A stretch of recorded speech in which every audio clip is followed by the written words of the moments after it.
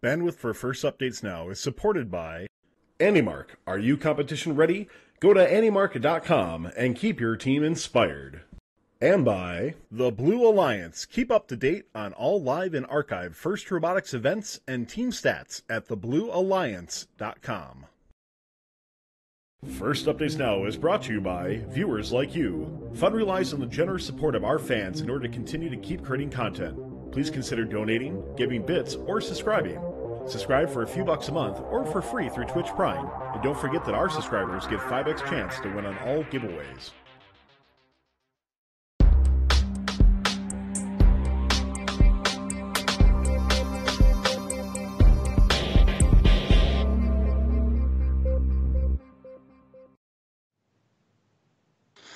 Good evening, everyone, and welcome to the show where you can use your brand new blue banner as a beach towel instead of having to use it as a blanket to keep warm. It's the Southern Fried Region Recap. Reporting for First Updates Now, my name is John Fogarty. I'm Ben Sterling. I'm Sky Leak. And I'm Catherine Tice. This week, First Power Up truly proved to be one of the most exciting events most exciting games I've ever seen. And we're going to tell you why, because we've got 6 events to cover, so let's get right to it. 33 teams took the trip down to the Winston-Salem Fairgrounds this week at the Forsyth County District event. I bet they have some corn dogs there, but they definitely had internet this time, as we actually have some match video to show you. At the end of the qualifying rounds, 26-55, the Flying Platypi and their speedy Switch Exchange bot seeded first. They selected Team 1533 Triple Strange, seeded second to be their Scale bot, and Team 5762 the Franklin bots to be their dedicated defenders to round out their alliance.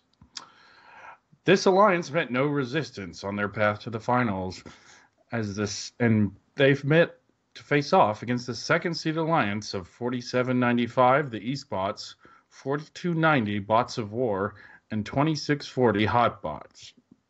However, in the end, 2655 was easily able to keep control of the switches, and 1533 kept control of the scale, and the top-seeded alliance was able to complete their clean sweep of the playoffs. Congrats to Team 3737, the Robo-Raptors, on winning the Engineering Inspiration Award, and to Team 900, whose pants can intimidate small children, the Zebracorns, on winning the Event Chairman's Award. Next, we're going to take a trip down to West Palm Beach, Florida, a regional I really need to go to for the South Florida Regional, where 56 teams took to the field to compete in the final Florida event of the season. As to be expected, we saw a lot of amazing matches. Here are some statistics. The Auto Quest was completed almost 60% of the time in quals compared to over 30% of the time at North Carolina Forsyth. We saw 9 unicorn matches in the qualifying rounds and 6 unicorn matches in the elims. That's right, double digits. At the end of the qualifying rounds, teams 179 Children of the Swamp seeded first and called down on the 17-seeded team 180 Spam as their first pick. And then they sealed things up with Team 1369 Team Minotaur. This alliance showed amazing offensive prowess in their first quarterfinal match with a score of 457-88. However, they would be supremely spooked as the next match, the 8th seed alliance, would come back to match them with a score of 303-306, a margin of 3 points. The first seed was able to step back and readjust as they won the rubber match in deciding fashion. They then continued on with some close matches in the semifinals due to 179 having some technical difficulties with their elevator thanks to a bad encoder wire. But they made it through to stand in the finals against the equally battle-tested 6-seed alliance of 2383, the Ninjaneers, 1744, the Robo-Rays, and 3164, the Stealth Tigers. Sorry we don't have match video. It wasn't available at the time. In the end, the full power of the Swamp Spamator was too much for the 6th seed to handle, and the Beast Alliance plowed through to take home the event win. Congrats to Team 2152, Team Smash, on their Regional of Engineering Inspiration Award win, and to Team 1477, Texas Torque, on their Chairman's Award win. How did the events go in your neck of the woods, Catherine? Yeah, so El Paso was a long hike, it's actually the farthest west event we cover here in the South. But it was well worth it, being full of some great teams and some really exciting matches. The quals went well, with a fantastic match really early in the round. Quals match 18 featured 6 ranking points total given out to the alliances. So 33-10 on blue and 6-2-4 on red both had successful switch autos and buddy climbs that helped cinch one of the more impressive feats of this season. Seeing those 6 RP matches are definitely not common this year, so it's really exciting to see one occur so early. So now heading in from the playoffs, those 2 names, remain big. 33-10, Blackhawk Robotics, seeded first and chose 6-2-4, Kryptonite, the second seed. Then they managed to pick up 53-44, the Rhinos out of Mexico City. Now this alliance seemed to have a pretty easy path to the banner, but they got off to a really rocky start in the first match of quarters, and they were almost taken down by the 8th Alliance, captained by 68-32, the Robo Trojans, the eventual Rookie All-Star winner, 63-77, the Howdy Bots, which is one of my new favorite team names, and they're the winners of the Lone Star Regional, and 57-83, the Roboducks. Now, despite the Blue Alliance being made up of some very young teams and not having any scale bots whatsoever, they proved really adept at the switch vault only strategy and nearly capitalized on 33-10 getting disconnected halfway through. But the Red Alliance was able to keep hold of that victory by controlling the scale all match and then putting lots and lots of cubes on the switch. After that, it was pretty smooth sailing for the number 1 alliance, winning all of the rest of their playoff matches with at least a 200-point winning margin. So taking the win from El Paso was 33-10, 6-2-4, and 53-44. Now moving on to the award side of things, 1828, the Boxer Bots from Arizona took home their first blue banner ever by winning the Chairman's Awards. 25-83, the Robo Warriors won Engineering Inspiration, which is also their team's first time winning that specific award. Also, 68-32, gosh, I'm missing it with the numbers tonight, guys. 68-32, they were the captains of the 8th Alliance. They took home the Rookie All-Star and punched their ticket to Worlds. So El Paso was a really exciting event. We got to see some things we don't always see, and we got to see some of the strategies that we've talked about all throughout the season, as we see a really dominant scale-focused alliance being almost taken down by a switch and vault only, really short robots, really fun to watch. They almost take it and almost knock down, the first seed in the quarterfinals. So El Paso is really exciting. I encourage you guys to go check it out, go watch it on your own. But now we're going to move on to Oklahoma, which, ironically enough, is closer to the heart of Texas than El Paso, which is the event in Texas. Texas is big, guys. Like, wow. So we saw quals dominated by who can earn ranking points via the auto quest. We saw very few people climbing and facing the boss and getting that extra ranking point in quals. In fact, only 2 matches featured that, and we only had 1 unicorn match throughout the entire quals. Now we had about a third of the matches getting the auto quest. So it was really the autonomous modes who were determining who was winning matches and who was getting ranking points and seeding high. Now, one of the most popular and famous bots going into this event was 1806 SWAT, and they got pretty popular, showing off a really, really impressive auto mode with their 3 cube autos running different auto modes, and so this seems like just the perfect territory for them. Now as we move into it, 1806 actually seeded 5th. They didn't seed quite that high as people thought, but 2538, the first seed, decided that they were the best pick and took them into the playoff matches.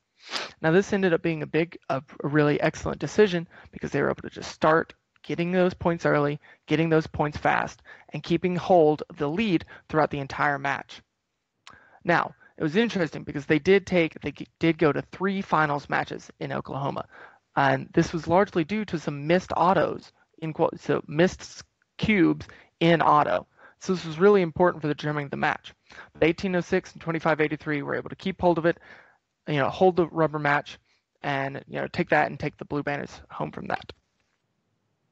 So Going on to the award side for Oklahoma, 23-41, Team Sprockets took home the Chairman's Award. 1939, the Kniggets, with their wonderful mascot and the team avatar, just one of my favorite, avatars to see this year, took home Engineering Inspiration. And 68-91, the Indians won Rookie All-Star. So Ben, how was not Minnesota Duluth? Georgia Duluth was a lot of fun. It was a brand new venue. It's by far the nicest venue we've been to this year. So it was a really cool place to compete at. It was also a great prequel to how state, I think, is going to end up being. As most people know, the state championship is the very next week in Athens. So I don't expect to see too much change between now and then. We saw scores at Duluth averaging in the mid to high 200s and the winning scores in the low to mid 300s. So very, very similar to what I expect to see next week. Now, Duluth being the last of the Peachtree qualification events, we got to see some huge improvements from teams throughout the season. From the very first event 5 weeks ago to the event just now in Duluth. So it was a lot of fun seeing them improve. Week 1 at the Gainesville event, the scale was barely fought after at all, with the winning alliances having ownership of it, over 80% of the match, with the losing alliance barely having it at all. And so since then, teams have had time to refine the robots, and if they use that 6 hours of out-of-bag time wisely, they got to practice some. And so now, only a couple weeks later, teams are heavily fighting over that scale, with each alliance only owning it about half the time, constantly going back and forth. So it's great in that district system to see teams improving like that. But back to Duluth. In the finals, we had the first seed alliance, captained by 1102 Making Magic. If you remember back to week 1 at Gainesville event, they were the vacuum bot. It was a design I kind of liked. It was very unique. But since then, they've stopped sucking, pun intended, and switched over to a wheeled intake. But this wheeled intake has proven to be very, very successful, more successful, honestly, than that vacuum. And it's a great example of using that 6 hours of out-of-bag time very, very well. They made a huge improvement to the robot. Their first pick was 1648 G3 Robotics, and their second pick was 5109 Gladiator Robotics. Now, up against them in the finals was the second seed alliance, captained by 6829 Ignite Robotics. Now, if you haven't heard of them yet, they're the rookie spin-off of 1261 Robo Lions, and they've proved to be very, very competitive this season. And I hate to say it, but they're honestly better than the team they broke off of. It's great to see them being successful, especially as a rookie team. Their first pick was 4188 Columbus Space Program, and their second pick was 1771 the Electric Phoenixes.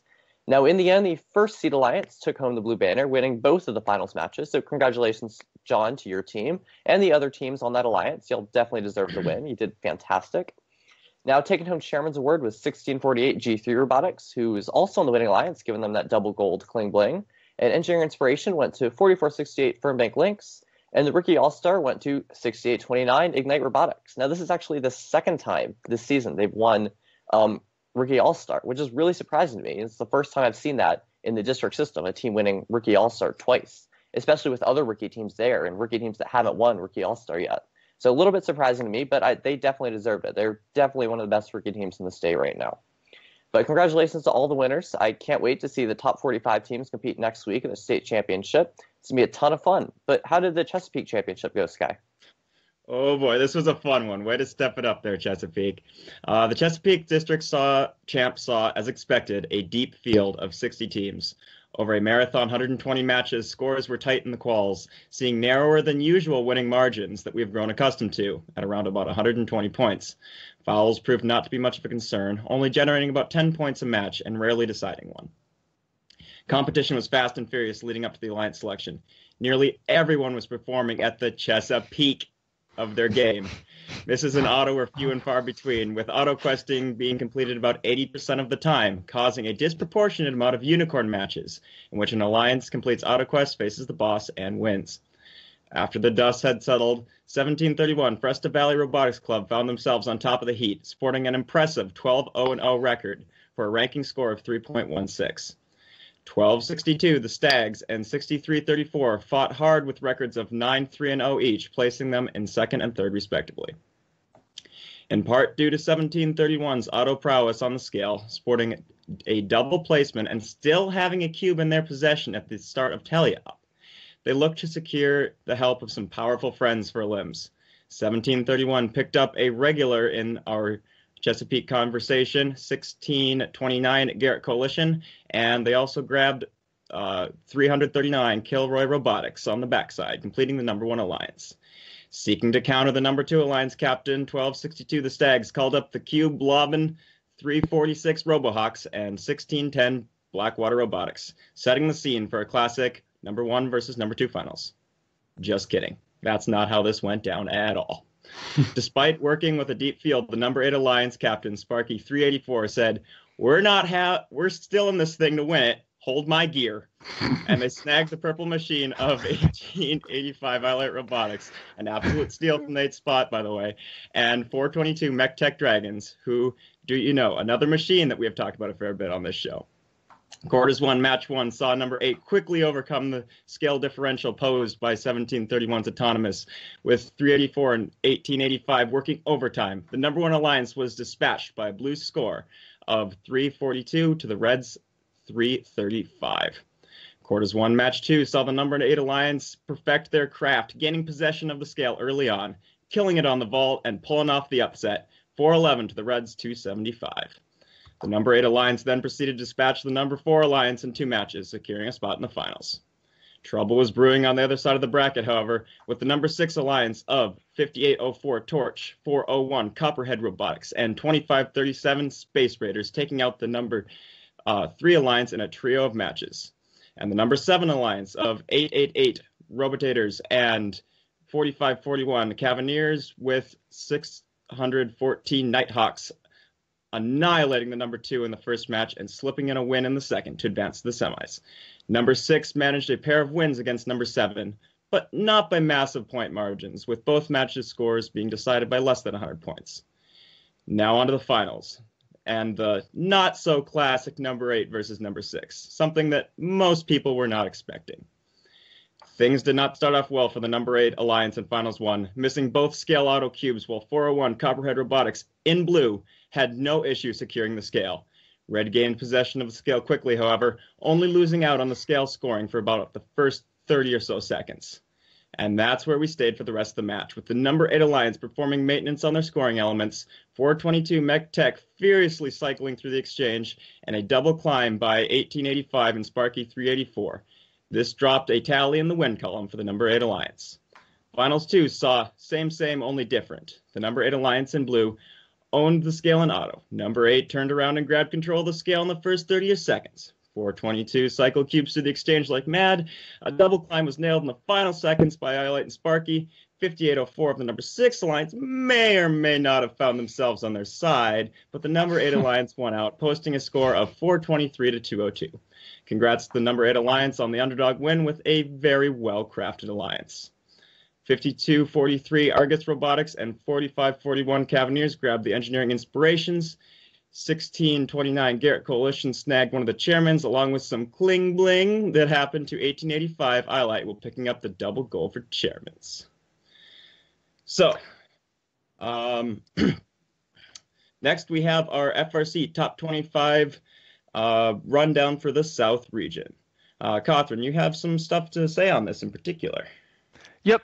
So my pick for the for top 25 for based off this past weekend's performance is 2352. So I told you guys I was messing up the numbers tonight, and I went ahead and I was true to my word. I messed them up even more. So I got these guys were the number 1 seed, captained the number 1 Alliance in Oklahoma, and the eventual blue banner winners. I got their number wrong. Sorry guys, but Metal Mayhem, one of the strongest robots by far in Oklahoma. And, I think they just showed off. It showed a lot of people what they can do. And I think they, deserve a spot in the top 25 for this next week. All right. Thanks for that, Catherine. And now we're going to run down the top 10 real quick. We have at number 10, 401 Copperhead Robotics, followed by number 9, 3274 Rocktown Robotics, with 422 Mech Tech Dragons taking up the 8th spot. In number 7, we have 1885 Highlight Robotics, and 2, 4, 6, 8 Team Appreciate in the number 6 spot. Number 5 sees Sparky 384, with number 4 be taken up by 180 Spam. In the top 3, we have 624 Team Kryptonite, 179 Children of the Swamp, and 3310 Blackhawk Robotics.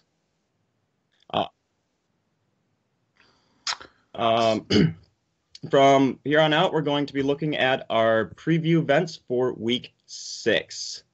With Chesapeake events a wrap, I'll be looking at Lone Star. There'll be a lot of eyes on 118 as always, but they're not headed into the arcade uncontested for the number one spot. Despite a narrow field of 30 teams, the likes of 4587 Jersey Voltage and 624 Kryptonite could all be gunning for that number one spot. Ben, what about you?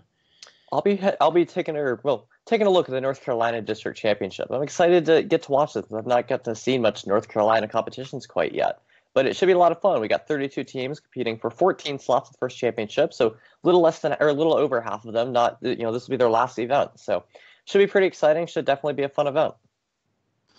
And this week, I'll be, of course, heading to Athens, Georgia for the Peachtree District Championship.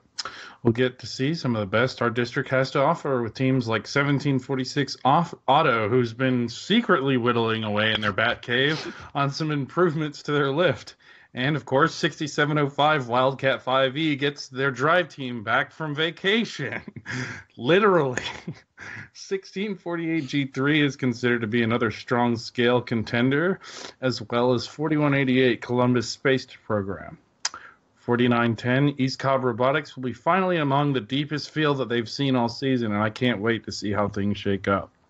Then there's Team 6829, the rookie sensation, Ignite Robotics, still hungry for their first banner of the season. And lastly, 1102, Making Magic, my team, who will be looking to step our autonomous game and earn our spot at the World Championship. Maybe with a second banner hanging from our wall. And I'll be covering the Alamo Regional. This will be one of the last regionals in Texas here, and forever, actually, now that Texas is going districts. And this is actually a pretty exciting or interesting regional to look at in regards to that. Texas had a lot of explosive growth in the past few years, and so a lot of the regionals are very young regionals, and Alamo is definitely an example of that. And so looking at this regional, I think will tell us a lot about the depth of the Texas district next year as we go into it. So maybe not many as the big headliner teams that have been around and been winning for a while, but I think we'll see a lot of depth at this event. Yeah, we've been seeing a little bit of that too with, in particular, the Lone Star regionals. I've just thought we're lacking a little bit on the depth, so there's definitely room for some of those newer teams to step up and fill the gap. Yep, I'm looking forward to seeing how they perform and how they take that performance and take it into next year. Yep, it's going to be really interesting to see. Well, thank you everyone for joining us this evening. If you want some more First Robotics in your life and you like what we do, all that we ask is that you let others know about our show and that this is the place for more FRC in their lives. If you got a few bucks to share through bits, donations, or even a subscription, we appreciate it. But if not, we totally understand, and we're delighted to have you on board. On behalf of myself, Ben, Sky, and our producer, Tyler, I'd like to thank you for tuning in this week, and thanks to all of our moderators in the chat. Our next show is Intimidation, first in Michigan. Talk to you next week on the Southern Fried Region Recap.